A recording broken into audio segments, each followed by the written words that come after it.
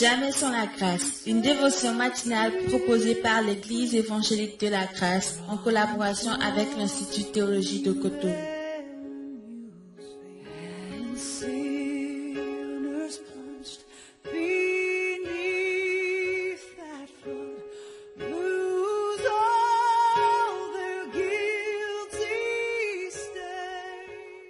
Bonjour chers amis, chers internautes, nouvelle journée, nouvelle provision, bienvenue dans cette quatrième dévotion de la semaine. Que Dieu vous bénisse et qu'il touche nos oreilles, qu'il nous donne un cœur pour recevoir sa parole ce matin au nom de Jésus. Amen. Alors comme depuis lundi, nous continuons dans notre passage de Marc chapitre 6, le verset 34 où il est écrit, parlant bien sûr de Jésus. Quand il sortit de la barque, Jésus vit une grande foule et fut ému de compassion pour eux, parce qu'ils étaient comme des brebis qui n'ont point de berger. Et il se mit à leur enseigner beaucoup de choses. Donc, pendant les 2 dernières dévotions, nous avions parlé, nous avions vu ensemble l'importance d'avoir un berger dans sa vie.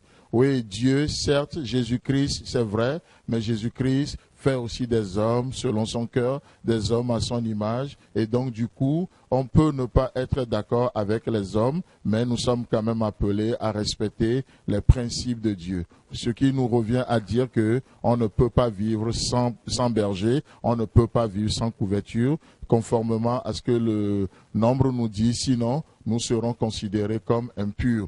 Impurs, pas que le sang de Christ ne nous a pas purifiés, mais impurs dans ce sens que vous n'aurez pas une pensée protégée, votre pensée est exposée, raison pour laquelle Dieu nous donne aussi le casque de salut. Et le casque est fait pour protéger nos pensées, canaliser notre pensée, pour que le diable n'ait pas accès à vos pensées. Alors nous continuons encore dans cette dévotion, et il est dit que lorsque Jésus est sorti de la barque, qu'est-ce qu'il fait?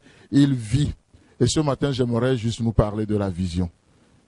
J'aimerais juste nous entretenir un peu sur la vision, l'importance de la vision. Jésus sort de la barque et il vit. Oh, qu'est-ce que nous voyons autour de nous aujourd'hui? Qu'est-ce que nous voyons dans les gens? Laissez-moi vous dire que ce que vous voyez déterminera toujours votre attitude. Et votre attitude déterminera votre altitude dans cette journée.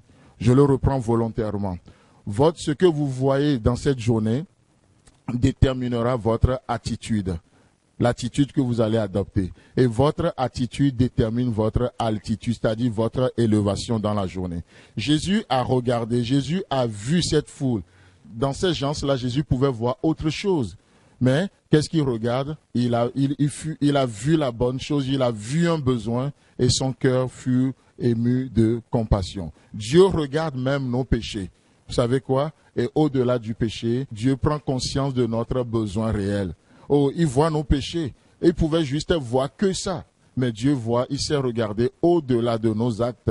Il sait regarder au-delà de nos incompétences. Il sait regarder au-delà de nos faiblesses. Et il réalise, il discerne le vrai besoin qu'il y a derrière les choses. C'est pourquoi, alors que nous étions encore des pécheurs, Jésus-Christ n'a pas juste regardé une bande de rebelles, une bande de pécheurs sans vie, alors que nous étions encore des pécheurs. Parce qu'il a eu la bonne vision sur nous, il est venu à nous. Il est venu jusqu'à nous pour nous sauver. Alors, chers amis, chers internautes, dans cette journée, vous allez côtoyer les gens, mais qu'est-ce que vous allez voir? Qu'est-ce que vous allez considérer? Tout péché est une carence de quelque chose. Tout péché est une manque de quelque chose. La colère, par exemple. La colère, c'est une carence de patience.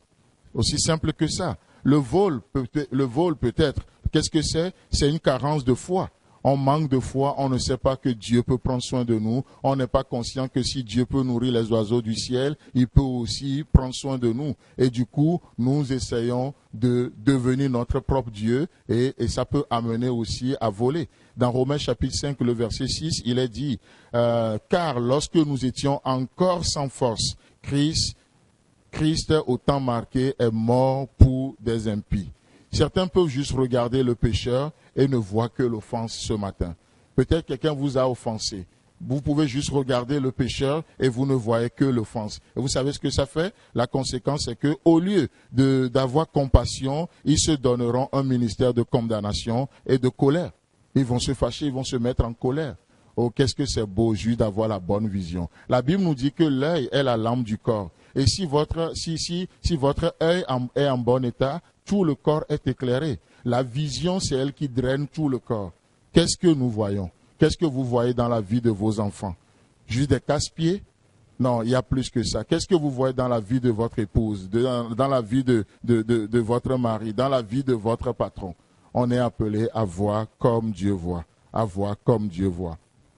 Donc, chers amis, chers internautes, que Dieu vous bénisse, passez une agréable journée et Dieu voulant, on se retrouve demain.